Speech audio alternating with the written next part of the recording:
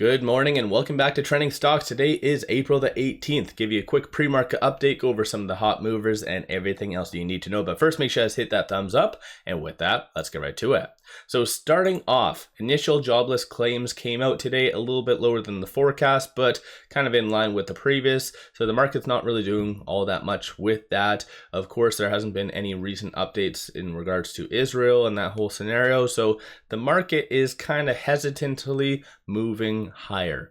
There's a couple of Fed speakers throughout the rest of the day, but I don't believe they're touching any, interesting or hot topics. So most likely the next big thing for the broader market, as I said in my video yesterday, is going to be Netflix earnings.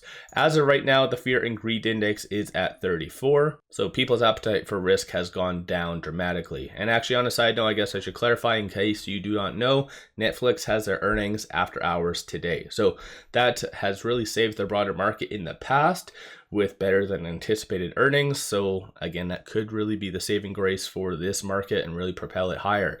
So when it comes to the stocks I'm going to be talking on, a lot of volume is getting in on many of them.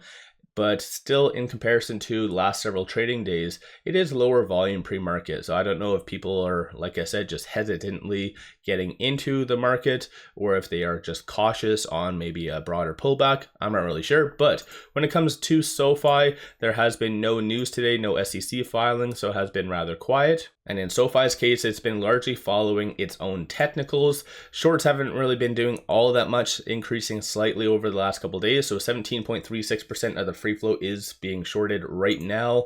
And with it at $7.17 pre-market, you just want to watch these 2 points as I've been signaling. So $7.13, you'll want to watch for that to hold. Vice versa, $7.28 for that to be the next target. I don't feel SOFI is going to be breaking above $7.50 this week, only because the huge immense wall of resistance created by options, which I did talk about in my dedicated SOFI video yesterday. And to be fully honest, you might see a suppression coming from shorts and market makers, even having it below $7, because there is starting to be a wall somewhat at $7 as well. The $7 strike price, of course. So we'll just have to wait and see what does happen. Moving on, so hologram. So that is up 47.32% based off of no news, no SEC filings, nothing along those lines. I did do a dedicated video about this yesterday after hours, kind of just acknowledging the crazy activity that's been happening. And oddly enough, it was derived by shorts. So 13.32% of the free float is being shorted. Shorts aren't doing all that much, but this is literally the best criteria of what 2024 really likes, is low float companies that are somewhat momentum plays and also AI plays. So hologram kind of fits that criteria, but 764.59 thousand shares overall are being shorted, and some points to really watch for with it at $3.27 just for this S1 to hold. So $3.25 at that point. But in the past, hologram has really shown and proven itself that it can easily go up pretty significantly. So just kind of stay tuned, but I feel like a lot of people seem to be very excited about hologram once again.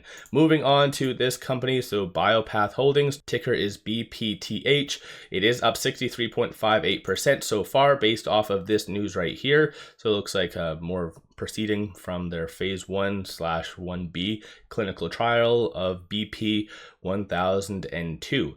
This is what they do in case you are curious. So based out of Bel Air in the US.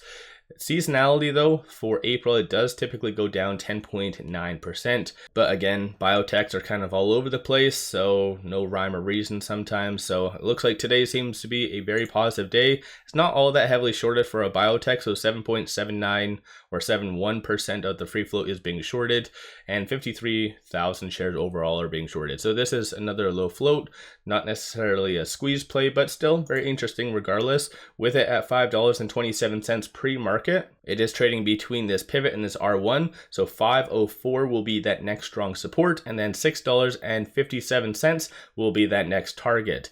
So based on just where it's oriented, you really want to watch for this pivot to hold. If not, then it could potentially trend down. I don't see it ever breaking this S1 today unless something crazy and dramatic does happen, but still a lot of volume is getting in on this company. So you never know, it could have a nice push to this R1 once the market does open. Moving on, TSM TSM. So they did have their earnings this morning. It is down 2.17%. This is what they do. I'm sure a lot of people already know at this stage in the game. Seasonality, April seems to be one of the only few bad months. So a 10-year average is down 2%. And this is not heavily shorted by any means. So 0.1% of the free float being shorted. So I don't think I've ever seen anything that low. So that's kind of a positive thing. Moving on right here. If you are looking at trading it with it at $135.15, give or take, it is trading between this S1 and the pivot. So very wide gaps, so anticipate a lot of volatility. So $130 will be that next strong support, which I don't feel will be justified for it to touch, and then vice versa, 141, and that's obviously not going to be justified to touch. So it's probably just going to trade within this range. Like I said, maybe might have a quick sell-off as soon as the market does open closer to this S1, but it probably won't break that. So again, something to kind of stay tuned for. And then good old Tesla. So it did recently get a negative analyst rating from Deutsche, and so that is prompting this sell-off. So everyone's dream has come true that Tesla is now at 150, and so it is down 2.36%. I've already done I've talked on it within Lucid videos and many others under my other channel, but I do feel Tesla is going to miss on their upcoming earnings, which I do believe is coming out next Tuesday.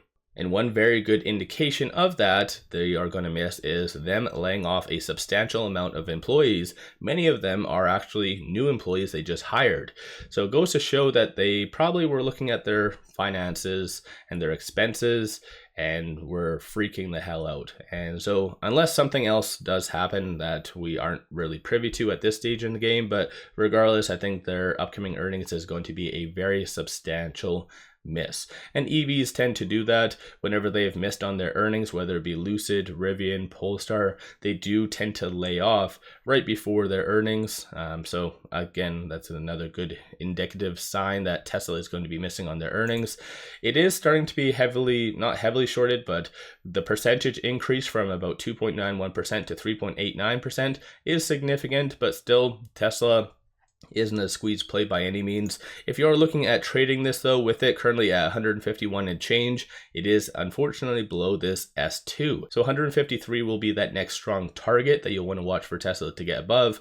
But this is where it could really trend down to the $140 or $136 range, especially as a result of, let's say, a miss on their earnings. So again, I feel like a lot of people are starting to see a downtrend with Tesla and are physically taking a step back. So let me know your thoughts on these stocks. What other stocks are you watching and why? Don't forget to hit that thumbs up and subscribe. One final thing, make sure you guys definitely take advantage of this promo. Simply sign up for a new account, throw $100 at it, and they do give you 7 fractional shares of the Mag 7. So pretty good deal, especially good return on investment for just throwing $100 at a new account. Link in the description below and also comments. With all that said, appreciate all of you watching.